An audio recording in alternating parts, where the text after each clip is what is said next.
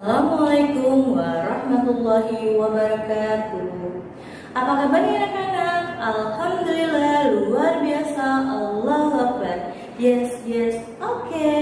Nah, sebelum Lisa memulai pelajaran, alangkah baiknya kita mengucapkan basmalah. Bismillahirrahmanirrahim.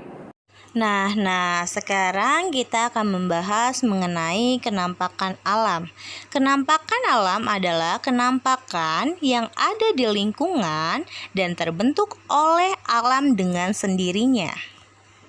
Kenampakan alam dibagi menjadi dua, yaitu kenampakan daratan dan kenampakan perairan.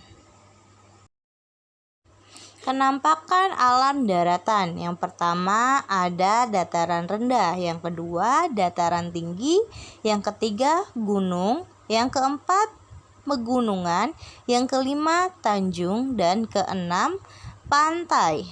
Nah, yang pertama kita bahas mengenai dataran rendah adalah wilayah yang memiliki ketinggian 0 sampai 200 meter di atas permukaan laut. Yang kedua, dataran tinggi adalah wilayah daratannya luas yang terletak pada ketinggian di atas 200 meter dari permukaan air laut.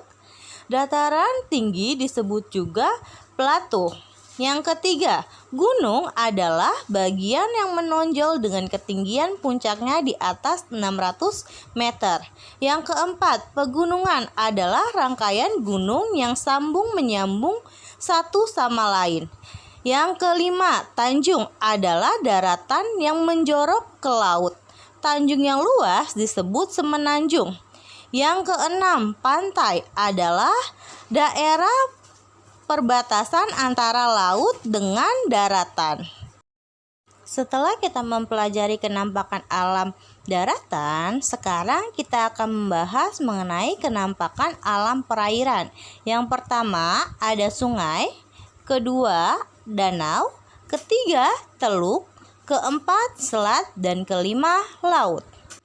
Pertama kita bahas sungai. Sungai adalah aliran air yang panjang yang berasal dari mata air dan bermuara atau berakhir di laut. 2. Danau adalah genangan air yang luas yang dikelilingi daratan. 3. Teluk adalah laut yang menjorok ke daratan. 4. Selat adalah laut sempit di antara dua pulau. Selat ada yang dibuat oleh manusia, disebut juga terusan atau kanal. 5. Laut adalah perairan yang luas dengan ciri airnya asin. Pengaruh lingkungan terutama kenampakan alam terhadap mata pencarian. Nah, sekarang kita bahas daerah pantai, termasuk dataran rendah. Biasanya masyarakat yang tinggal di daerah pantai berpakaian tidak tebal dan menyerap keringat. Kenapa ya, Nak? Iya, benar, karena iklimnya yang panas. Terus ya, mata pencarian di daerah pantai ada apa aja ya, Nak? Iya, benar, nelayan. Terus ada apa lagi, Nak? Iya, benar, membudidayakan ikan di tambak. Terusnya ada penyelam, pengambil mutiara, membudidayakan rumput laut dan mutiara. Terus ada apa lagi, Nak? Iya, benar, ada petani garam serta pengrajin yang memanfaatkan hasil laut. Ayo, Nak, siapa yang tahu cara pembuatan garam? Cara pembuatan garam menampung air laut dalam petakan dan kemudian dijemur di bawah sinar matahari. Nah, sekarang kita akan bahas mengenai daerah aliran sungai.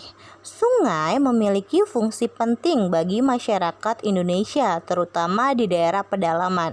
Misalnya di Kalimantan, sungai dijadikan sarana transportasi penduduk di daerah pedalaman, selain sebagai sumber air. Perkampungan juga banyak dibangun di sepanjang sungai seperti yang terdapat di Pontianak, Kalimantan Barat.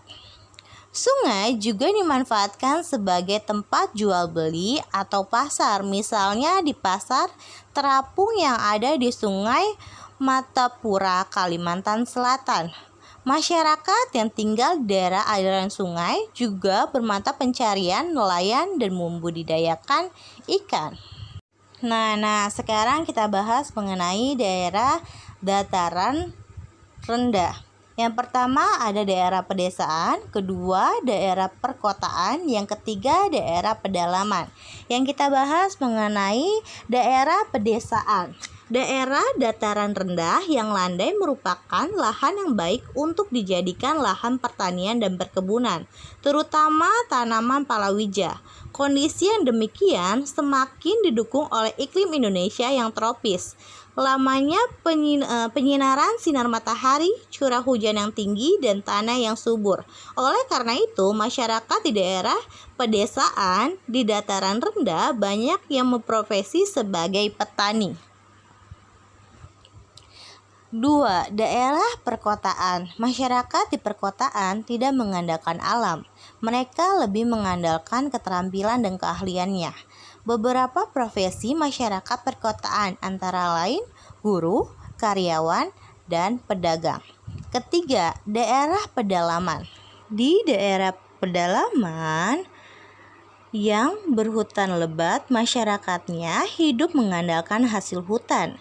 Kehidupan masyarakat pedalaman masih sangat bergantung pada alam. Sebagai contoh, yaitu suku Asmat. Masyarakat pedalaman Papua yang sebagian hidup di pesisir pantai. Mereka memenuhi kebutuhan hidupnya dengan meramu dan mengumpulkan hasil hutan.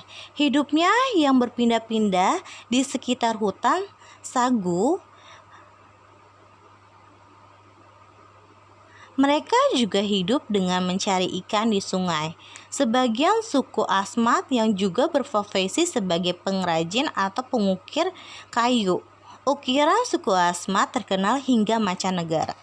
Masyarakat pedalaman hidup mengandalkan hasil hutan.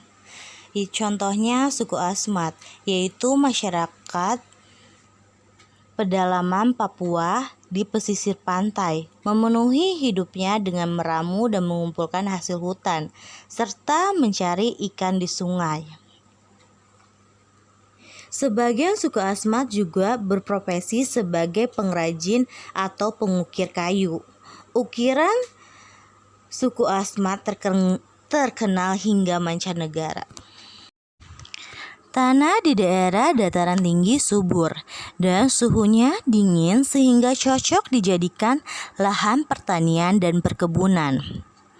Masyarakat di daerah pegunungan pada umumnya menggantungkan kehidupannya dari hasil pertanian dan perkebunan. Tanaman yang mereka tanam berupa buah-buahan dan sayur-sayuran, kopi, teh, dan kina. Hasil mereka konsumsi sendiri dan juga dijual. Selain itu, karena pemandangan yang indah dan udaranya yang segar, daerah dataran tinggi juga banyak dijadikan daerah tujuan wisata. Masyarakat di daerah dataran tinggi ini banyak bekerja di bidang jasa, misalnya sebagai pelayan hotel dan restoran. Nah, sebelum Lisa mengakhiri pembelajaran, alangkah baiknya kita mengucapkan hamdalah. Alhamdulillahirabbil alamin. Wassalamualaikum warahmatullahi wabarakatuh. 5 karakter SDI Assalam.